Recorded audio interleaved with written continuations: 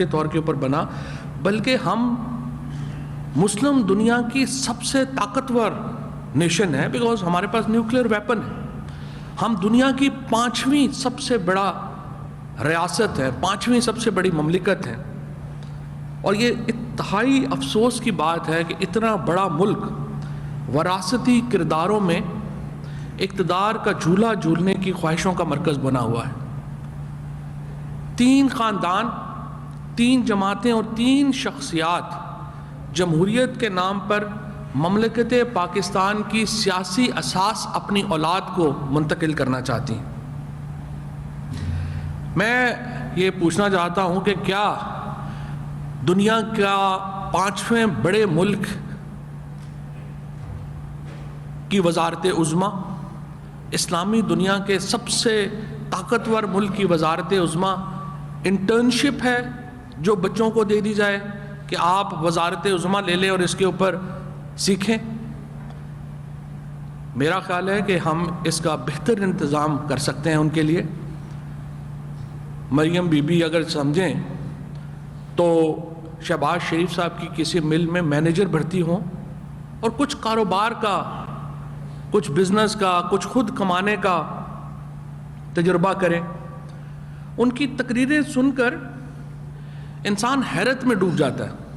یعنی انہوں نے زندگی میں کبھی ایک دن اپنا کچن بھی خود نہیں چلایا، کیونکہ وہ تو اپنے ابو کے پاس رہتی تھیں، اور ابو جو تھے انہوں نے پاکستان کے عوام کی جو چھینی ہوئی دولت ہے اس کے نام کے اوپر اس دولت سے ایک امپائر کھڑی کی ہوئی تھی، ایک سلطنت کھڑی کی ہوئی تھی، اور وہاں پر عیش و آرام کی زندگی ساری عمر جو ہے انہوں نے گزاری ہے.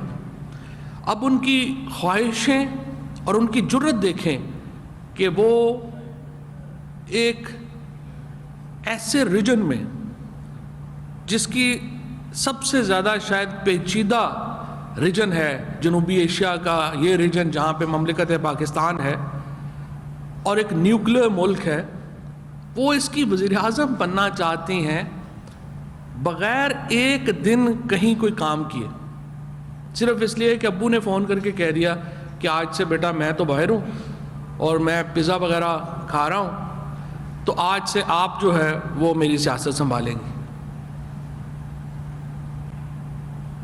یہ اس سے زیادہ بدقسمتی کی بات ہے. رات کو میں دیکھ رہا تھا مریم بی بی کی پریس کانفرنس، جو وہ پریس ٹاک کر رہی تھیں.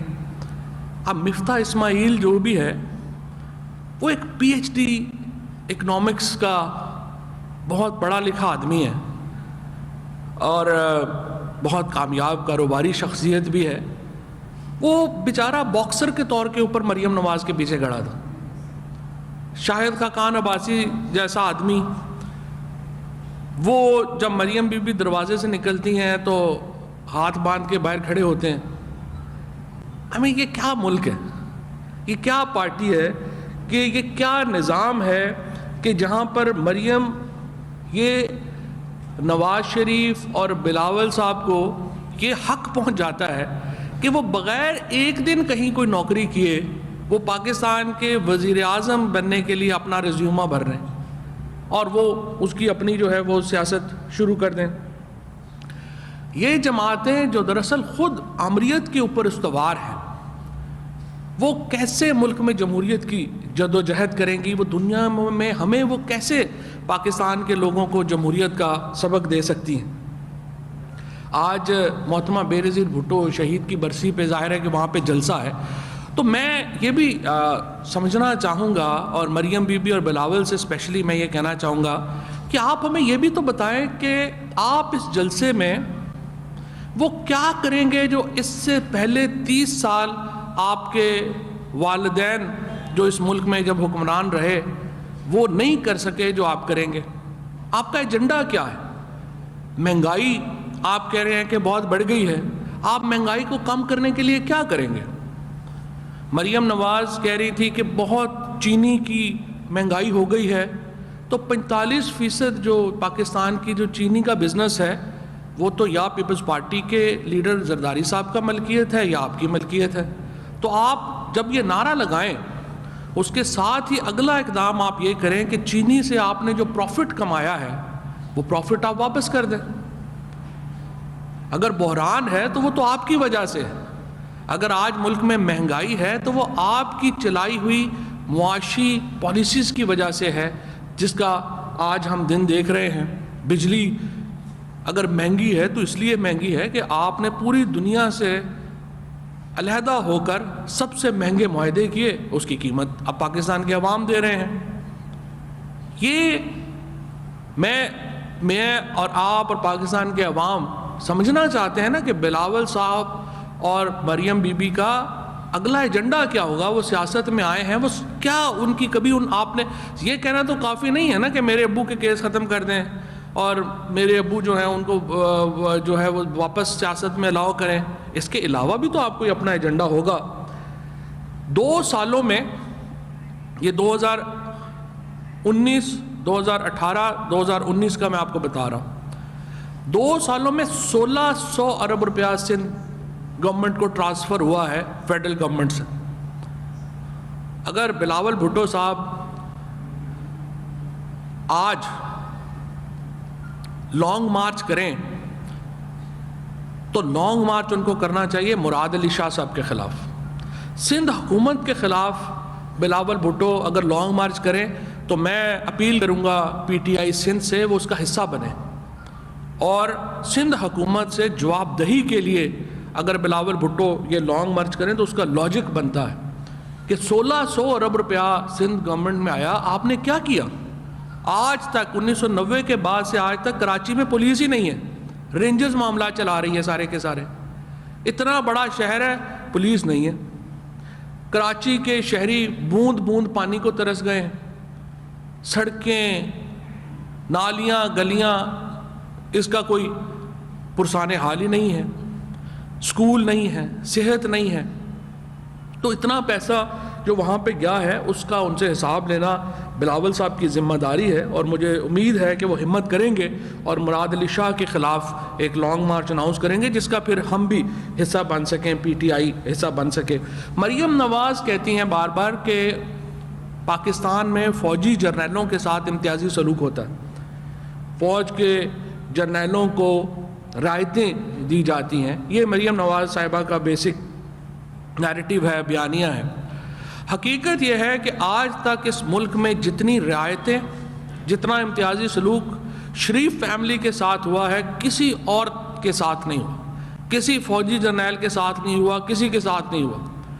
1979 میں جب شریف خاندان کو یہ ان کی جائیداد واپس کی گئی, ان کا بزنس واپس کیا گیا, تو اس وقت شریف فیملی واحد فیملی تھی پاکستان کی جنہوں نے 1973 میں قومیائے گئے نیشنلائز جو کیا گیا تھا کاروبار وہ واپس حاصل کرنے میں کامیاب ہوئی.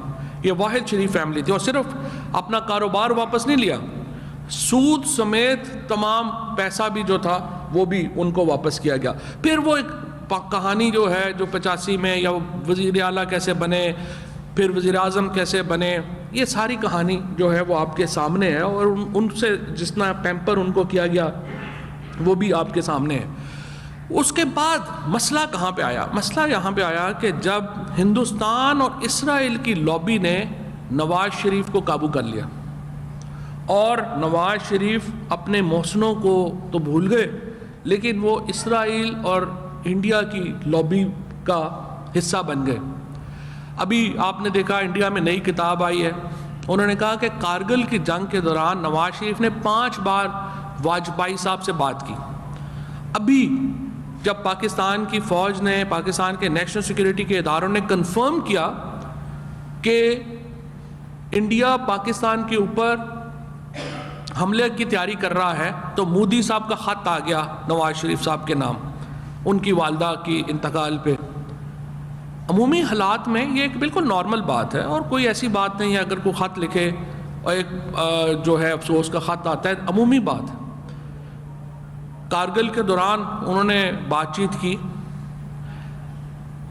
آپ ذرا اندازہ لگائیں کہ سیکنڈ ورلڈ وار کے دوران اگر ہٹلر چرچل کو خط لکھ دیتا کہ امید ہے آپ ٹھیک ہوں گے اور آپ کی صحت ٹھیک ہوگی, تو برطانیہ کے لوگ چرچل کا کیا حال کرتے؟ آپ حالت جنگ میں ہیں اور آپ کے دشمن کی محبتیں ختم نہیں ہو رہی آپ سے. ہمارے روز بچوں کو شہید کر رہے ہیں. خود میں جیلم میں ہر آئے دن ایک شہید کا جنازہ ہوتا ہے, وہاں پہ فاتحہ ہوتی ہے. کوئی قبرستان ہمارا نہیں ہے جہاں پہ ہمارے شہید مدفون نہیں ہیں, اور یہاں پہ محبت برے خطوں کا سلسلہ ہی ختم نہیں ہو رہا. اور اب جو قادری صاحب نے کچا چٹھا کھولا اسرائیل کے ساتھ تعلقات کا, معاملات کا, تو آپ اندازہ لگا لیجئے کہ فوج کے ساتھ اختلاف کی بنیاد کہاں پڑی. جب ہندوستان اور اسرائیل کی لابی نے شریف فیملی کو کیپچر کر لیا, وہاں سے راہیں جدا ہوئیں. ادروائز تو نواز شریف صاحب سب سے لاڈلے ہوا کرتے تھے. اسٹیبلشمنٹ کی سب سے لاڈلی فیملی پاکستان میں تو شریف فیملی رہی ہے. اسی لیے میں یہ سمجھتا ہوں کہ جلسے جلوس تو ہو رہے ہیں, اور یہ ابھی تو لاہور کے بعد یہ جلسہ ہے تو ویسے ہی معاملات ختم ہو گئے ہیں, اور لاہور واٹرلو ثابت ہوا ہے مسلم لیگ نون کی سیاست کا. کیونکہ لاہور کے لوگ, پرائم منسٹر صاحب اس دن کہہ رہے تھے کہ مجھے بڑا عرصہ لگا لاہور کے لوگوں کو کنونس کرنے میں کہ وہ ہمارے ساتھ نکلیں, کیونکہ پاکستان میں جو چند خطے جہاں پر سب سے زیادہ سیاسی اویئرنیس ہے وہاں وہ لاہور کے لوگ ان میں شامل ہیں. تو کہہ رہے تھے کہ مجھے بڑا, اور جب لاہور کے لوگوں نے مریم نواز کو ریجیکٹ کیا تو اس کے بعد ان کی سیاست جو ہے وہ ویسی ختم ہوگی. ویسے بھی مسلم لیگ نون کی سیاست ہے کیا, ان کا نظریہ ہے کیا؟ یہ تو ایک پونزی سکیم ہے. نون لیگ میں بیچنے والے کو پتہ نہیں وہ بیچ کیا رہا ہے, اور خریدنے والے کو پتہ نہیں وہ خرید کیا رہا ہے. یہ مسلم لیگ کی سیاست جو ہے وہ چل رہی ہے. میں یہ سمجھتا ہوں اس وقت ہمارا نعرہ یہ ہے, پاکستان کو عزت دو. پاکستان کو عزت دو گے تو باقی ہماری آپ کی سب کی عزت ہے. اور میں یہ سمجھتا ہوں کہ پاکستان کی وزارت عظمیٰ کسی لاڈلے یا لاڈلی کی انٹرنشپ نہیں ہو سکتی.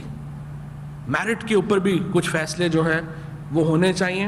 اور میں یہ سمجھتا ہوں کہ وزیر اعظم پاکستان انہوں نے بالکل واضح آفر دی ہے. ہم اپوزیشن کی تحریک عملی طور کے اوپر ختم ہو چکی ہے. تینوں پہلے پی ڈی ایم کی بڑی پارٹیز میں آپس میں اختلاف ہوا. زرداری صاحب نے استعفے دینے سے انکار کر دیا, مولانا فضل الرحمان زرداری صاحب سے ناراض ہو گئے, نواز شریف صاحب جو ہیں وہ اپنے فاصلے کے اوپر ہو گئے. اب پارٹی کے اندر آپ دیکھ رہے ہیں تقسیم در تقسیم کا عمل شروع ہو گیا. یہ جو جمعیت علماء اسلام ہے, ان کے یہ جمہوری پارٹی ہے کہ 4 سینئر موسٹ لوگ جو ہیں وہ کوسچن کرتے ہیں فضل الرحمان صاحب کو, اور آپ فضل الرحمان صاحب جو ہیں ان کو ہی فارغ کر دیتے ہیں. اس کے بعد دوسرے مرحلے کے اوپر آئیے کہ پی ایم ایل این کے اندر اور پیپلز پارٹی کے اندر ایک تقسیم جو ہے وہ اب ہمیں نظر آ رہی ہے. اور میں یہ سمجھتا ہوں کہ اس مرحلے کے اوپر بھی حکومت, بہرحال ہماری یہ ذمہ داری ہے, حکومت کی ذمہ داری ہے اپوزیشن کو مشکل سے نکلنے کا راستہ دے. اور راستہ پرائم منسٹر صاحب دے چکے ہیں.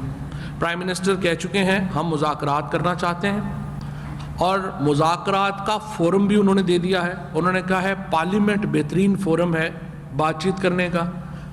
مذاکرات کا ایجنڈا بھی پرائم منسٹر صاحب نے دے دیا ہے. انہوں نے کہا ہے الیکٹورل ریفارم سے شروع کرتے ہیں بات چیت. اب اپوزیشن کو ایک قدم آگے بڑھانا چاہیے, اور اپوزیشن میں بھی میں یہ سمجھتا ہوں کہ سنجیدہ لیڈرشپ جو اپوزیشن کے اندر ہے ان کو ایک قدم آگے بڑھانا چاہیے. جو اوپر بیٹھے ہوئے جو 1-2 ان کے جو یہاں پر لیڈ کر رہے ہیں بچے, ان کو تو پتہ نہیں ہے پالیٹکس کا, ان کا کوئی فیوچر بھی نہیں ہے. تو میں سمجھتا ہوں کہ مسلم لیگ پی ڈی ایم کے اندر, پی ایم ایل این کے اندر, پیپلز پارٹی کے اندر اور جمعیت علماء اسلام کے اندر جو سنجیدہ لوگ ہیں وہ آگے بڑھیں, اور آئیے بڑے امور کے اوپر بات چیت کرتے ہیں, اور پاکستان کو عزت دینے کے جو ایجنڈا ہے اس کے اوپر کام کرتے ہیں. بہت شکریہ.